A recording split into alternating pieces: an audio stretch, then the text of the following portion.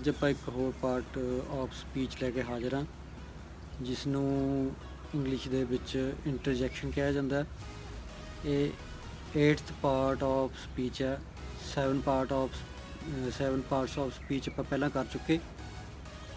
ਜਿਹੜਾ ਇਹ 8th part ਹੈ, ਇਹਦੇ ਵਿੱਚ ਬਹੁਤ ਜ਼ਿਆਦਾ ਵਰਡਸ ਤਾਂ ਨਹੀਂ ਹੁੰਦੇ, ਪਰ ਇਹਦੇ 'ਚ ਇਸ ਤਰ੍ਹਾਂ ਦੇ ਵਰਡ ਹੁੰਦੇ ਨੇ ਜੋ ਭਾਵ ਵਿਅਕਤ ਕਰਦੇ ਨੇ। ਇਹਨਾਂ ਨੂੰ ਅਸੀਂ ਪੰਜਾਬੀ 'ਚ ਵਿਸਮਕ ਵੀ ਕਹਿ ਦਿੰਦੇ ਹਾਂ, ਭਾਵਵਾਚਕ ਵੀ ਕਹਿ ਦਿੰਦੇ ਹਾਂ।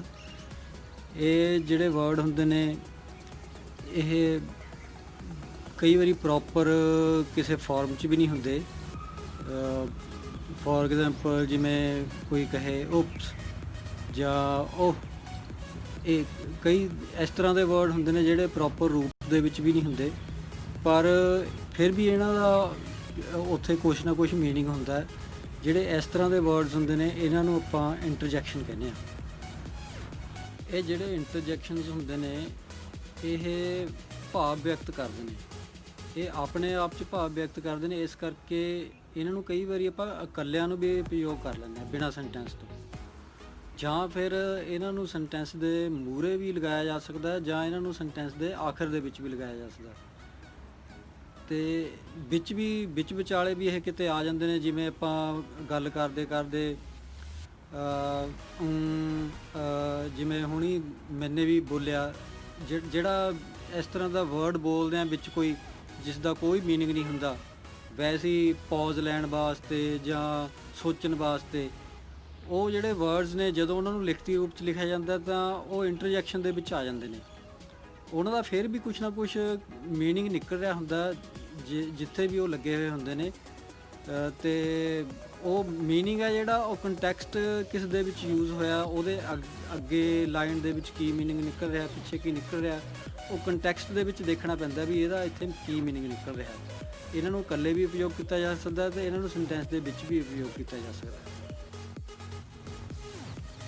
ਵਿਸਮਕ ਦਾ ਸਹੀ ਅਰਥ ਜਾਣਨ ਵਾਸਤੇ, ਜਾਂ ਆਪਾਂ ਕਹਿ ਲਈਏ ਇੰਟਰਜੈਕਸ਼ਨ ਦਾ ਸਹੀ ਅਰਥ ਜਾਣਨ ਵਾਸਤੇ, ਸਾਨੂੰ ਇਹ ਜਾਣਨਾ ਜ਼ਰੂਰੀ ਹੈ ਵੀ ਇਹ ਕਿਸ ਸੰਦਰਭ 'ਚ ਕਿਹਾ ਗਿਆ, ਕੰਟੈਕਸਟ, ਵੀ ਇਹਦੇ ਅੱਗੇ ਜੋ ਜਿਸ ਸੈਂਟੈਂਸ ਦੇ ਵਿੱਚ ਇਹ ਉਪਯੋਗ ਹੋਇਆ, ਜਿਹੜੇ ਇਸ ਤੋਂ ਪਹਿਲਾਂ ਸ਼ਬਦ ਆਏ ਨੇ ਉਹਨਾਂ ਦਾ ਕੀ ਮੀਨਿੰਗ ਨਿਕਲ ਰਿਹਾ, ਜਾਂ ਇਸ ਤੋਂ ਬਾਅਦ ਜੋ ਸ਼ਬਦ ਆ ਰਹੇ ਨੇ ਉਹਨਾਂ ਦਾ ਕੀ ਮੀਨਿੰਗ ਨਿਕਲ ਰਿਹਾ। ਉਸ ਦੇ ਆਧਾਰ 'ਤੇ ਇਹਦਾ ਇੰਟਰਜੈਕਸ਼ਨ ਦਾ ਮੀਨਿੰਗ ਸਮਝਿਆ ਜਾ ਸਕਦਾ, ਕਿਉਂਕਿ ਇੱਕੋ ਹੀ ਇੰਟਰਜੈਕਸ਼ਨ ਦੇ ਕਈ ਤਰ੍ਹਾਂ ਦੇ ਮੀਨਿੰਗ ਨਿਕਲ ਸਕਦੇ ਨੇ। ਉਹ ਕੰਟੈਕਸਟ ਦੇਖਣਾ ਪਊਗਾ ਕਿਸ ਸੰਦਰਭ ਦੇ ਵਿੱਚ ਉਹ ਗੱਲ ਉਹ ਵਰਡ ਨੂੰ ਬੋਲਿਆ ਜਾ ਰਿਹਾ, ਉਸ ਇੰਟਰਜੈਕਸ਼ਨ ਨੂੰ। ਜਿਵੇਂ ਜਿਹੜਾ ਉਹ ਸ਼ਬਦ ਹੈ, ਉਹ ਹੈਰਾਨੀ ਨਾਲ ਵੀ ਬੋਲਿਆ ਜਾ ਸਕਦਾ, ਉਸ ਨੂੰ ਘਬਰਾ ਕੇ ਵੀ ਬੋਲਿਆ ਜਾ ਸਕਦਾ, ਜਾਂ ਇਮੀਡੀਏਟਲੀ ਕੋਈ ਚੀਜ਼ ਸਾਡੇ ਸਾਹਮਣੇ ਆ ਜੇ, ਉਸ ਨੂੰ ਦੇਖ ਕੇ ਬੰਦਾ ਖੁਸ਼ ਹੋ ਕੇ ਵੀ ਉਹ ਕਿਸੇ ਵੀ ਸੰਦਰਭ 'ਚ ਉਹ ਸ਼ਬਦ ਹੈ ਜਿਹੜਾ ਬੋਲਿਆ ਜਾ ਸਕਦਾ। ਹੁਣ ਉਹ ਇੱਕ ਇੰਟਰਜੈਕਸ਼ਨ ਹੈ, ਪਰ ਜੇ ਉਹਦਾ ਸਹੀ ਭਾਵ ਸਮਝਣਾ ਤਾਂ ਆਪਾਂ ਨੂੰ ਦੇਖਣਾ ਪਊਗਾ ਵੀ ਇਹਦਾ ਕੰਟੈਕਸਟ ਕੀ ਹੈ, ਇਹਦੇ ਅੱਗੇ ਜਿਹੜੇ ਸ਼ਬਦ ਆ ਰਹੇ ਨੇ ਸੈਂਟੈਂਸ ਦੇ ਵਿੱਚ ਉਹਨਾਂ ਦਾ ਕੀ ਮੀਨਿੰਗ ਨਿਕਲ ਰਿਹਾ, ਜਿਹੜੇ ਪਿੱਛੇ ਆ ਰਹੇ ਨੇ ਉਹਨਾਂ ਦਾ ਕੀ ਮੀਨਿੰਗ ਨਿਕਲ ਰਿਹਾ। ਬਹੁਤ ਸਾਰੇ ਜਿਹੜੇ ਨੋਵਲਸ ਹੁੰਦੇ ਨੇ ਜਾਂ ਪਲੇ ਹੁੰਦੇ ਨੇ, ਉਹਨਾਂ ਦੇ ਵਿੱਚ ਜਦੋਂ ਇੰਟਰਜੈਕਸ਼ਨ ਯੂਜ਼ ਕੀਤੇ ਹੁੰਦੇ ਨੇ, ਉੱਥੇ ਸਪੈਸ਼ਲੀ ਦੱਸਿਆ ਹੁੰਦਾ, ਕਈ ਵਾਰ ਤਾਂ ਬ੍ਰੈਕਟ ਦੇ ਵਿੱਚ ਦੱਸਿਆ ਹੁੰਦਾ, ਹੀ ਸਕਰੀਮਡ ਵਿਦ ਫੀਅਰ, ਵੀ ਉਹ ਡਰ ਨਾਲ ਸਕਰੀਮ ਕੀਤਾ ਜਾਂ ਉਹਨੇ ਖੁਸ਼ੀ ਨਾਲ ਕੀਤਾ। ਉਹ ਜਿਹੜਾ ਸਕਰੀਮ ਕਰਨ ਦਾ ਉੱਥੇ ਜਿਹੜਾ ਵਰਡ ਲਗਾਇਆ ਜਾਂਦਾ, ਉਹ ਵਰਡ ਉਹ ਇੰਟਰਜੈਕਸ਼ਨ ਦੇ ਵਿੱਚ ਹੀ ਆ ਜਾਂਦਾ।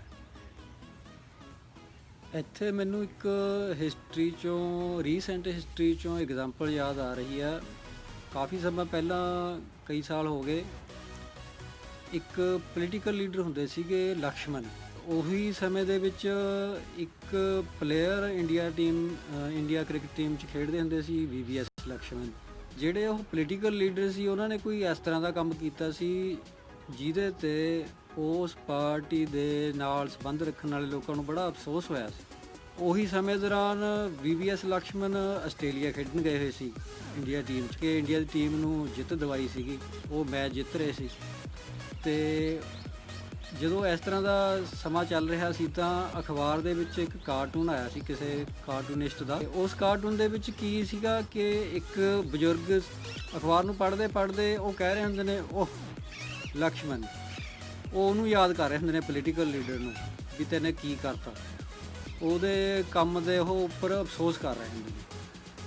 ਅਤੇ ਉਹੀ ਅਖਬਾਰ ਦੇ ਪਿਛਲੇ ਪਾਸੇ ਇੱਕ ਨੌਜਵਾਨ ਲੜਕਾ ਬੈਠਾ ਹੁੰਦਾ, ਉਹਦੀਆਂ ਅੱਖਾਂ ਬਿਲਕੁਲ ਟੱਡੀਆਂ ਹੁੰਦੀਆਂ ਨੇ, ਬੜੀ ਖੁਸ਼ੀ ਨਾਲ ਹੈਰਾਨੀ ਨਾਲ ਉਹ ਕਹਿ ਰਿਹਾ ਹੁੰਦਾ ਉਹ ਲਕਸ਼ਮਣ। ਉਹ ਜਾਣੀ ਕਿ ਜਿਹੜਾ ਵਰਡ ਹੈ ਉਹ ਦੋਨੇ ਉਹ ਬੋਲ ਰਹੇ ਹੁੰਦੇ ਨੇ, ਅਤੇ ਜਿਹੜਾ ਉਹ ਵਿਅਕਤੀ ਦਾ ਨਾਮ ਆ ਉਹ ਵੀ ਦੋਨੇ ਲਕਸ਼ਮਣ ਕਹਿ ਰਹੇ ਹੁੰਦੇ ਨੇ। ਇੱਕ ਅਫਸੋਸ ਨਾਲ ਕਹਿ ਰਿਹਾ ਹੁੰਦਾ ਉਹ ਲਕਸ਼ਮਣ, ਦੁੱਖ ਨਾਲ ਕਹਿ ਰਿਹਾ ਹੁੰਦਾ, ਦੂਸਰਾ ਬੜੀ ਖੁਸ਼ੀ ਨਾਲ ਕਹਿ ਰਿਹਾ ਹੁੰਦਾ ਉਹ ਖਬਰ ਪੜ੍ਹ ਕੇ ਉਹ ਲਕਸ਼ਮਣ। ਇੱਕ ਅਖਬਾਰ ਦੇ ਫਰੰਟ ਪੇਜ 'ਤੇ ਪੜ੍ਹ ਰਿਹਾ ਹੁੰਦਾ, ਇੱਕ ਅਖਬਾਰ ਦੇ ਪਿੱਛੇ ਬੈਠਾ ਪੜ੍ਹ ਰਿਹਾ ਹੁੰਦਾ, ਦੋਨੇ ਲਕਸ਼ਮਣਾਂ ਦੀਆਂ ਗੱਲਾਂ ਪੜ੍ਹ ਰਹੇ ਹੁੰਦੇ ਨੇ ਅਤੇ ਦੋਨੇ ਉਹ ਕਹਿ ਰਹੇ ਹੁੰਦੇ ਨੇ। ਸੋ ਕਾਰਟੂਨਿਸਟ ਨੇ ਜਿਹੜਾ ਇੰਟਰਜੈਕਸ਼ਨ ਆ ਉਹ ਇੱਕੋ ਹੀ ਯੂਜ਼ ਕੀਤਾ, ਅਤੇ ਨਾਮ ਵੀ ਉਹ ਦੋਨੇ ਬੰਦਿਆਂ ਦਾ ਇੱਕੋ ਹੀ ਸੀ, ਪਰ ਇਮੋਸ਼ਨਸ ਸੀਗੇ ਜਿਹੜੇ ਉਹ ਦੋਨੇ ਅਲੱਗ-ਅਲੱਗ ਸੀ। ਜੋ ਕਿਸ ਕੰਟੈਕਸਟ ਦੇ ਵਿੱਚ ਉਹ ਵਰਡ ਨੂੰ ਯੂਜ਼ ਕੀਤਾ ਜਾ ਰਿਹਾ ਸੀ, ਕਿਸ ਸੰਦਰਭ ਦੇ ਵਿੱਚ ਯੂਜ਼ ਕੀਤਾ ਜਾ ਰਿਹਾ ਸੀ, ਉਹ ਬਿਲਕੁਲ ਡਿਫਰੈਂਟ ਸੀ। ਸੋ ਇੱਥੋਂ ਆਪਾਂ ਅੰਦਾਜ਼ਾ ਲਗਾ ਸਕਦੇ ਹਾਂ ਵੀ ਇਹ ਜਿਹੜਾ ਇੰਟਰਜੈਕਸ਼ਨਸ ਹੁੰਦੇ ਨੇ ਇਹ ਇੱਕ ਵਰਡ ਦੇ ਜਾਂ ਇੱਕ ਇੰਟਰਜੈਕਸ਼ਨ ਦੇ ਕਈ ਤਰ੍ਹਾਂ ਦੇ ਮੀਨਿੰਗ ਨਿਕਲ ਸਕਦੇ ਨੇ, ਅਤੇ ਉਹ ਕੰਟੈਕਸਟ ਸਮਝਣਾ ਪਊਗਾ ਵੀ ਕਿਸ ਕੰਟੈਕਸਟ ਦੇ ਵਿੱਚ ਇਹ ਜਿਹੜਾ ਇੰਟਰਜੈਕਸ਼ਨ ਆ ਬੋਲਿਆ ਜਾ ਰਿਹਾ। ਤਾਂ ਹੀ ਮੈਂ ਇਹ ਗੱਲ ਕਹੀ ਸੀ ਕਿ ਜਿਹੜੇ ਨੋਵਲਸ ਹੁੰਦੇ ਨੇ ਜਾਂ ਪਲੇਜ਼ ਹੁੰਦੇ ਨੇ ਜਿਹੜੇ ਇੰਗਲਿਸ਼ ਦੇ ਵਿੱਚ ਲਿਖੇ ਹੋਏ, ਉਹਨਾਂ ਦੇ ਵਿੱਚ ਜਦੋਂ ਇੰਟਰਜੈਕਸ਼ਨ ਯੂਜ਼ ਕੀਤੇ ਜਾਂਦੇ ਨੇ ਸਪੈਸ਼ਲੀ ਦੱਸਿਆ ਵੀ ਜਾਂਦਾ ਵੀ ਉਹ ਕਿਸ ਭਾਵ ਨਾਲ ਜਿਹੜਾ ਇੰਟਰਜੈਕਸ਼ਨ ਉਹ ਜਿਹੜਾ ਕਰੈਕਟਰ ਆ ਉਹ ਬੋਲ ਰਿਹਾ। ਇੱਥੇ ਇੱਕ ਹੋਰ ਐਗਜ਼ਾਮਪਲ ਦੇ ਨਾਲ ਮੈਂ ਸਮਝਾਉਣਾ ਚਾਹੂੰਗਾ ਵੀ ਇੰਟਰਜੈਕਸ਼ਨ ਕਿਵੇਂ ਯੂਜ਼ ਹੁੰਦੇ ਨੇ। ਇੱਕੋ ਹੀ ਘਟਨਾ ਦੇ ਉੱਪਰ ਵੀ ਅਲੱਗ-ਅਲੱਗ ਵਿਅਕਤੀਆਂ ਵੱਲੋਂ ਅਲੱਗ-ਅਲੱਗ ਤਰ੍ਹਾਂ ਦੇ ਇੰਟਰਜੈਕਸ਼ਨ ਯੂਜ਼ ਕੀਤੇ ਜਾ ਸਕਦੇ ਨੇ, ਕਿਉਂਕਿ ਉਹਨਾਂ ਦਾ ਜਿਹੜਾ ਪੁਆਇੰਟ ਆਫ ਵਿਊ ਹੁੰਦਾ ਉਹ ਡਿਫਰੈਂਟ ਹੁੰਦਾ ਉਸ ਘਟਨਾ ਨੂੰ ਦੇਖਣ ਦਾ। ਫੋਰ ਐਗਜ਼ਾਮਪਲ ਇੱਕ ਕ੍ਰਿਕਟ ਮੈਚ ਚੱਲ ਰਿਹਾ, ਜਦੋਂ ਕ੍ਰਿਕਟ ਮੈਚ ਦੇ ਵਿੱਚ ਇੱਕ ਬੋਲਰ ਨੇ ਇਸ ਤਰ੍ਹਾਂ ਦੀ ਬਾਲ ਪਾਈ ਕਿ ਉਹਨੇ ਬੈਟਸਮੈਨ ਨੂੰ ਕਲੀਨ ਬੋਲ ਕਰਤਾ। ਹੁਣ ਜਿਹੜਾ ਉਹ ਬੋਲਰ ਆ ਉਹ ਖੁਸ਼ੀ 'ਚ ਇੰਟਰਜੈਕਸ਼ਨ ਯੂਜ਼ ਕਰਦਾ ਰਾ ਵਾਓ ਜਾਂ ਹੇ, ਇਸ ਤਰ੍ਹਾਂ ਦੇ ਉਹ ਜਿਹੜੇ ਪਲੇਅਰ ਨੇ ਜਿਨ੍ਹਾਂ ਨੇ ਉਹ ਵਿਕਟ ਲਈ ਆ ਉਹ ਇੰਟਰਜੈਕਸ਼ਨ ਯੂਜ਼ ਕਰਦੇ ਨੇ ਖੁਸ਼ੀ 'ਚ, ਉਹਨਾਂ ਦੇ ਇੰਟਰਜੈਕਸ਼ਨ ਡਿਫਰੈਂਟ ਨੇ। ਅਤੇ ਇੱਕ ਜਿਹੜਾ ਉਸ ਟੀਮ ਦਾ ਪੱਖ ਲੈਣ ਵਾਲਾ ਸਪੈਕਟੇਟਰ ਆ ਜਾਂ ਕੋਈ ਪਲੇਅਰ ਆ ਉਹ ਇੰਟਰਜੈਕਸ਼ਨ ਯੂਜ਼ ਕਰਦਾ, ਉਹ ਕਹਿੰਦਾ ਉਹ ਸ਼ਿਟ, ਉਹ ਕਿਸੇ ਚੀਜ਼ 'ਤੇ ਮੁੱਕੀ ਮਾਰਦਾ, ਉਹ ਬੜਾ ਗੁੱਸੇ 'ਚ, ਉਹਨੂੰ ਗੁੱਸਾ ਆ ਰਿਹਾ ਹੁੰਦਾ ਵੀ ਕਿਉਂ ਆਊਟ ਹੋ ਗਿਆ, ਤਾਂ ਉਹ ਹੋਰ ਤਰ੍ਹਾਂ ਦਾ ਇੰਟਰਜੈਕਸ਼ਨ ਯੂਜ਼ ਕਰਦਾ। ਅਤੇ ਇੱਕ ਨੋਰਮਲੀ ਬਾਹਰ ਸਪੈਕਟੇਟਰ ਬੈਠਾ, ਕੋਈ ਦਰਸ਼ਕ ਬੈਠਾ, ਉਹਨੂੰ ਦੋਨੇ ਟੀਮਾਂ ਨਾਲ ਕਿਸੇ ਨਾਲ ਕੋਈ ਲੈਣ ਦੇਣ ਨਹੀਂ, ਉਹ ਇੱਕ ਗੇਮ ਦੇਖ ਰਿਹਾ, ਗੇਮ ਇੰਜੋਏ ਕਰ ਰਿਹਾ। ਹੁਣ ਉਹ ਜਦੋਂ ਉਸ ਬਾਲ ਨੂੰ ਦੇਖਦਾ ਉਹ ਬੜਾ ਇੰਪ੍ਰੈਸ ਹੁੰਦਾ ਉਹਦੀ ਬਾਲ ਦੇਖ ਕੇ ਵੀ ਕਿਆ ਬਾਲ ਕੀਤੀ ਹੈ ਪਲੇਅਰ ਨੇ, ਉਹ ਕਹਿੰਦਾ ਵਾਓ ਵੈਰੀ ਗੁੱਡ ਬਾਲ। ਉਹ ਬਾਲ ਨੂੰ ਦੇਖ ਕੇ ਬੜਾ ਖੁਸ਼ ਹੁੰਦਾ, ਉਹ ਬਾਲ ਇੰਜੋਏ ਕਰਦਾ, ਉਹ ਗੇਮ ਇੰਜੋਏ ਕਰਦਾ ਵੀ ਕਿੰਨੀ ਸੋਹਣੀ ਬਾਲਿੰਗ ਕਰ ਰਿਹਾ ਬਾਲਰ। ਅਲੱਗ-ਅਲੱਗ ਵਿਅਕਤੀ ਇੱਕੋ ਹੀ ਘਟਨਾ ਦੇ ਉੱਪਰ, ਇੱਕ ਬੈਟਸਮੈਨ ਕਲੀਨ ਬੋਲਡ ਹੋਇਆ, ਇੱਕ ਬੋਲਰ ਨੇ ਉਹਨੂੰ ਕਲੀਨ ਬੋਲਡ ਕੀਤਾ। ਬੋਲਰ ਹੈ ਜਿਹੜਾ ਜਾਂ ਉਸ ਆਊਟ ਕਰਨ ਵਾਲੀ ਟੀਮ ਦੇ ਜਿਹੜੇ ਪਲੇਅਰਸ ਨੇ ਜਾਂ ਉਹਦੇ ਜਿਹੜੇ ਪੱਖ ਦੇ ਵਿੱਚ ਸਪੈਕਟੇਟਰਸ ਨੇ ਉਹ ਹੋਰ ਇੰਟਰੈਕਸ਼ਨ ਯੂਜ਼ ਕਰਦੇ ਨੇ। ਜਿਹੜੇ ਉਹ ਬੈਟਸਮੈਨ ਦੇ ਪੱਖ 'ਚ ਨੇ ਜਿਹੜਾ ਆਊਟ ਹੋ ਗਿਆ ਉਹ ਹੋਰ ਤਰ੍ਹਾਂ ਦੇ ਅਫਸੋਸ ਦੇ ਵਿੱਚ, ਗੁੱਸੇ 'ਚ ਉਹ ਇੰਟਰੈਕਸ਼ਨ ਯੂਜ਼ ਕਰਦੇ ਨੇ। ਅਤੇ ਇੱਕ ਜਿਹੜਾ ਨੋਰਮਲੀ ਗੇਮ ਇੰਜੋਏ ਕਰ ਰਿਹਾ, ਉਹ ਬੋਲਰ ਦੀ ਖੂਬੀ ਦੇਖ ਰਿਹਾ ਵੀ ਬਾਲ ਕਿੰਨੀ ਸੋਹਣੀ ਸਿੱਟ ਰਿਹਾ, ਉਹ ਨੋਰਮਲੀ ਕਹਿ ਰਿਹਾ ਵਾਓ।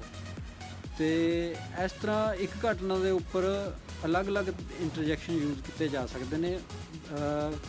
ਦੇਖਣ ਵਾਲੀ ਗੱਲ ਇਹ ਹੈ ਵੀ ਉੱਥੇ ਉਹ ਜਿਹੜਾ ਇੰਟਰਜੈਕਸ਼ਨ ਆ ਉਹ ਕਿਸ ਪੁਆਇੰਟ ਆਫ ਵਿਊ ਤੋਂ ਯੂਜ਼ ਕੀਤਾ ਜਾ ਰਿਹਾ, ਕਿਸ ਸੰਦਰਭ ਦੇ ਵਿੱਚ ਯੂਜ਼ ਕੀਤਾ ਜਾ ਰਿਹਾ।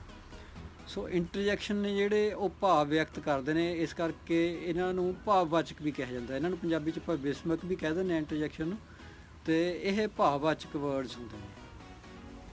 ਜੇ ਇਹਨਾਂ ਨੂੰ ਭਾਵਵਾਚਕ ਵਰਡਸ ਨੂੰ ਸੌਖੇ ਤਰੀਕੇ ਨਾਲ ਸਮਝਣਾ ਹੋਵੇ ਵੀ ਇਹ ਕਿਹੜੇ ਵਰਡਸ ਹੁੰਦੇ ਨੇ, ਤਾਂ ਇਸ ਤਰ੍ਹਾਂ ਆਪਾਂ ਕਹਿ ਸਕਦੇ ਹਾਂ ਵੀ ਜਿਹੜੇ ਵਰਡਸ ਗੁੱਸੇ ਨਾਲ, ਹੈਰਾਨੀ ਨਾਲ ਜਾਂ ਕਿਸੇ ਵੀ ਤਰ੍ਹਾਂ ਇਮੋਸ਼ਨਲ ਹੋ ਕੇ, ਸਰਪ੍ਰਾਈਜ਼ ਹੋ ਕੇ, ਕੋਈ ਬੰਦਾ ਇੱਕਦਮ ਸਰਪ੍ਰਾਈਜ਼ ਹੋ ਗਿਆ ਜਾਂ ਕੋਈ ਬੰਦਾ ਅਫਸੋਸ ਨਾਲ ਕਹਿ ਰਿਹਾ, ਬੰਦੇ ਨੂੰ ਕਿਸੇ ਗੱਲ ਦਾ ਬਹੁਤ ਅਫਸੋਸ ਹੋਇਆ।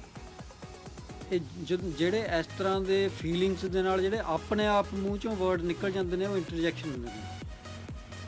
ਇਹ ਜਿਹੜੇ ਇੰਟਰਜੈਕਸ਼ਨ ਨੇ ਇਹ ਬਹੁਤ ਹੀ ਤਰ੍ਹਾਂ ਦੇ ਹੋ ਸਕਦੇ ਨੇ।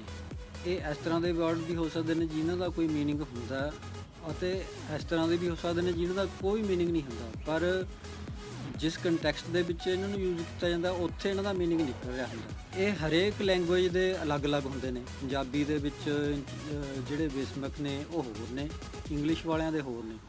ਜਿਵੇਂ ਆ ਹੁਣੀ ਮੈਂ ਯੂਜ਼ ਕੀਤਾ ਸੀ ਉਹ ਸ਼ਿਟ। ਹੁਣ ਇਹ ਜਿਹੜਾ ਵਿਸਮਕ ਆ ਜਾਂ ਇਹ ਜਿਹੜਾ ਇੰਟਰਜੈਕਸ਼ਨ ਹੈ ਪੰਜਾਬੀ 'ਚ ਨਹੀਂ ਹੈਗਾ। ਕਈ ਵਾਰੀ ਮੈਂ ਮਜ਼ਾਕ ਦੇ ਵਿੱਚ ਕਹਿ ਦਿੰਦਾ ਹੁੰਦਾ ਉਹ ਗੋਹਾ। ਹੁਣ ਇਹਦਾ ਪਰ ਕੋਈ ਪੰਜਾਬੀ 'ਚ ਇਸ ਤਰ੍ਹਾਂ ਦਾ ਕੋਈ ਮੀਨਿੰਗ ਨਹੀਂ ਹੈਗਾ, ਪੰਜਾਬੀ 'ਚ ਇਸ ਤਰ੍ਹਾਂ ਦਾ ਕੋਈ ਭਾਵ ਨਹੀਂ ਹੈ ਦਿੰਦਾ। ਇਹ ਇੰਗਲਿਸ਼ 'ਚ ਭਾਵ ਦਿੰਦਾ, ਕਿਉਂਕਿ ਪੰਜਾਬੀ ਲੈਂਗੁਏਜ ਦੇ ਵਿੱਚ ਇਹ ਜਿਹੜਾ ਇੰਟਰਜੈਕਸ਼ਨ ਹੈ ਹੀ ਨਹੀਂ। ਇਹ ਕੁਝ ਹਰੇਕ ਲੈਂਗੁਏਜ ਦੇ ਆਪਣੇ ਆਪਣੇ ਇੰਟਰਜੈਕਸ਼ਨ ਹੁੰਦੇ ਨੇ, ਔਰ ਬਹੁਤ ਸਾਰੇ ਇੰਟਰਜੈਕਸ਼ਨ ਇਹੋ ਜਿਹੇ ਹੁੰਦੇ ਨੇ ਉਸ ਵਰਡ ਦਾ ਕੋਈ ਮੀਨਿੰਗ ਵੀ ਨਹੀਂ ਨਿਕਲ ਰਿਹਾ ਹੁੰਦਾ, ਉਹ ਵੈਸੀ ਵਰਡ ਹੁੰਦਾ। ਹੁर्रा, ਹੁਣ ਹੁर्रा ਵਰਡ ਵੈਸੀ ਆ, ਜਾਂ ਫਿਰ ਉਹ ਵਰਡ ਦਾ ਮੀਨਿੰਗ ਹੋਰ ਹੁੰਦਾ ਅਤੇ ਜਿੱਥੇ ਉਹਨੂੰ ਯੂਜ਼ ਕੀਤਾ ਜਾ ਰਿਹਾ ਉੱਥੇ ਉਹਦਾ ਮੀਨਿੰਗ ਕੁਛ ਹੋਰ ਹੁੰਦਾ। ਹੁਣ ਜਿਹੜਾ ਵਾਓ ਆ, ਹੁਣ ਵਾਓ ਦਾ ਮੀਨਿੰਗ ਕਿਤੇ ਕਿਤੇ ਖੁਸ਼ੀ ਨਾਲ ਵੀ ਲਿਆ ਜਾ ਸਕਦਾ, ਕਿਤੇ ਕੋਈ ਸਾਰਕਾਸਟਿਕ ਵੇ ਨਾਲ ਕੋਈ ਤਵਾ ਲਾਉਣ ਨੂੰ ਵਾਓ ਇਸ ਤਰ੍ਹਾਂ ਵੀ ਕਹਿ ਸਕਦਾ। ਉਹ ਕਹਿਣਾ ਕੁਛ ਹੋਰ ਚਾਹ ਰਿਹਾ ਅਤੇ ਕਹਿ ਵਾਓ ਰਿਹਾ, ਅਤੇ ਉਹ ਕੰਟੈਕਸਟ ਦੇ ਵਿੱਚ ਹੀ ਉਹਦਾ ਮੀਨਿੰਗ ਨਿਕਲਦਾ। ਚਾਹੇ ਇਹਦਾ ਮੀਨਿੰਗ ਕੁਛ ਵੀ ਹੋਵੇ, ਚਾਹੇ ਉਹ ਸ਼ਿਟ ਦਾ ਮੀਨਿੰਗ ਕੁਛ ਵੀ ਹੋਵੇ, ਪਰ ਉਹ ਜਿਸ ਕੰਟੈਕਸਟ ਦੇ ਵਿੱਚ ਜਿੱਥੇ ਲਗਾਇਆ ਉਹਦਾ ਮੀਨਿੰਗ ਉਹ ਨਿਕਲੂਗਾ। ਉਹਦਾ ਜੋ ਵਰਡ ਦਾ ਮੀਨਿੰਗ ਆ ਉਹਦੇ ਨਾਲ ਇਹਦਾ ਕੋਈ ਲੈਣ ਦੇਣ ਨਹੀਂ ਹੁੰਦਾ ਇੰਟਰਜੈਕਸ਼ਨ ਦੇ ਭਾਵ ਦਾ।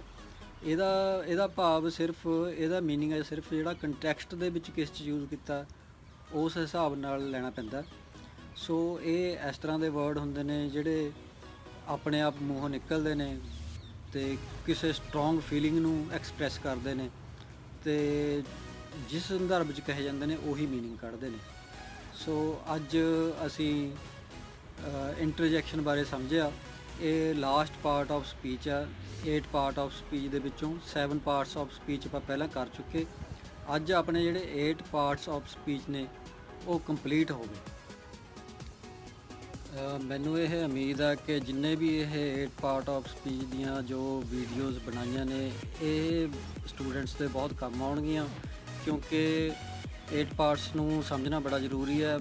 ਬਹੁਤ ਸਾਰੀਆਂ ਐਕਸਰਸਾਈਜ਼ ਜਿਹੜੀਆਂ ਸਕੂਲਾਂ ਦੇ ਵਿੱਚ ਆਉਂਦੀਆਂ ਨੇ ਉਹਨਾਂ ਦੇ ਵਿੱਚ 8 ਪਾਰਟਸ ਆਫ ਸਪੀਚ ਯੂਜ਼ ਹੁੰਦੇ ਨੇ, ਅਤੇ ਬਹੁਤ ਸਾਰੀਆਂ ਤਾਂ ਇਹਦੇ ਨਾਲ ਸੋਲਵ ਹੋ ਜਾਂਦੀਆਂ ਨੇ। ਜਿਹਨੇ ਇਹ ਧਿਆਨ ਨਾਲ 8 ਪਾਰਟ ਆਫ ਸਪੀਚ ਕੀਤੇ ਹੁੰਦੇ ਨੇ ਉਹਦੇ ਬਹੁਤ ਸਾਰੀਆਂ ਐਕਸਰਸਾਈਜ਼ ਜਿਹੜੀਆਂ ਨੇ ਉਹ ਕੰਪਲੀਟ ਹੋ ਜਾਂਦੀਆਂ ਨੇ। ਫਿਲ ਇਨ ਦਾ ਬਲੈਂਕਸ ਕੰਪਲੀਟ ਹੋ ਜਾਂਦੀਆਂ ਨੇ। ਕਈ ਜਗ੍ਹਾ 'ਤੇ ਵਰਡਸ ਚੇਂਜ ਕਰਨੇ ਹੁੰਦੇ ਨੇ, ਕਈ ਜਗ੍ਹਾ 'ਤੇ ਫਿਲ ਕਰਨੇ ਹੁੰਦੇ ਨੇ। ਇਸ ਤਰ੍ਹਾਂ ਦੀਆਂ ਜਿੰਨੀ ਵੀ ਤਰ੍ਹਾਂ ਦੀਆਂ ਬੱਚਿਆਂ ਨੂੰ ਐਕਸਰਸਾਈਜ਼ਾਂ ਆਉਂਦੀਆਂ ਨੇ ਉਹ ਸਾਰੀਆਂ 8 ਪਾਰਟਸ ਆਫ ਸਪੀਚ ਨੂੰ ਜੇ ਆਪਾਂ ਚੰਗੀ ਤਰ੍ਹਾਂ ਸਮਝ ਲਿਆ ਤਾਂ ਉਹਦੇ ਨਾਲ ਬੜੀਆਂ ਸੌਖੀਆਂ ਹੋ ਜਾਂਦੀਆਂ ਨੇ।